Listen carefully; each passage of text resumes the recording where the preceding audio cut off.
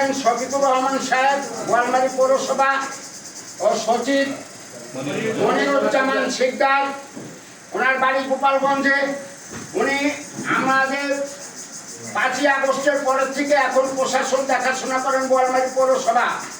প্রশাসন ইউনো মহোদয় অতিরিক্ত ব্যস্ত লোক, হয়তো 2-3 বার অফিসে যান। আর এক্সচেঞ্জ আর এই সচিব মনে করতেছে যে আমাদের নিজের ব্যক্তিগত অফিস, ঠিক সেভাবে সে তারা অফিস পরিচালনা করছে। সাধারণত পাবলিক জন্ম নিবন্ধন বলেন, কারেন্টের ইলেকট্রিক লাইট বলেন, যে কোনো অনুদানের ব্যাপারে বোয়ালমারী পৌরসভা গেলে তারা সে রাজার হারে স্টাইল নেয়, এমন ভাবে স্টাইল নেয় যে অফিসের প্রধান উন্নয়ন ইউনো মহোদয় না। কিন্তু এলাকাবাসী, পৌরসভা আমাদের, পৌরসভার ভালো মন্দ দেখাশোনা দায়িত্ব আমাদের সকলের আছে। আমাদের এই এক্সচেঞ্জ, এই সচিব নবাবের মতো 12টা বিল করে 24টা, ঠিকাদারের কাজ হয় রাস্তায় 80 লাখ, ওনাকে পার্সেন্টেজ দিতে হবে 8% করে, নাহলে বিল হবে না।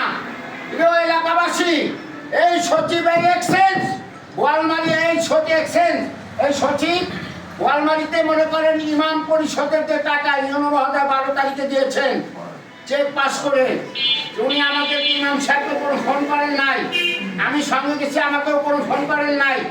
উনি মনে করছে যে আমাদের এখানে টাকা দেবে, বড় আকারে এসে চেক নিয়ে যাবে, এরকম ভাব ধরে বসে আছে। লাস্টে আমি ইমাম সাহেবকে 27-26 রমজান ইমাম সাহেবকে জোহরের নামাজ পড়ে পৌরসভায় গেছি, পৌরসভা বন্ধ হয়ে যাবে সোমবারে। যাওয়ার পরে এক্সচেঞ্জ দেখি ব্যাগ নিয়ে বসে আছে, সে রাজার স্টাইল, ইমামদের টাকা মানে ওনার বাপের টাকা দিচ্ছেন। আমরা গেছি পৌরসভার অনুদান আনার জন্য, সে বলছে যে এই টাকা তো কোনো বৈধ টাকা না, এই টাকা দেওয়ার কোনো নিয়ম নেই, আমি যদি এখানে থাকি আগামীতে কিভাবে টাকা পান সেটা আমি দেখে ছাড়বো। ওটা তো ওনার বাপের প্রতিষ্ঠান, এটা পৌরসভা সরকারি প্রতিষ্ঠান। এক্সচেঞ্জে আমি বলেছি আমার বাসার সামনে, আজকে সাংবাদিকরা দেখে যান, 4 আঙ্গুল 6 আঙ্গুলের উপরে রাস্তা মেন রোডে ডিপ হয়ে গেছে আমার বাসায়। আপনারা দয়া করে ছবিটা তুলে নিয়ে যান। আমি কাউন্সিলরে তাকে 3 থেকে 4 বার বলেছি, শাহিনুরকে বলেছি, সচিবকে বলেছি, আজ পর্যন্ত এখানে কোনো এক জায়গা মাটি বা সুতিও ফেলে নেয় তারা।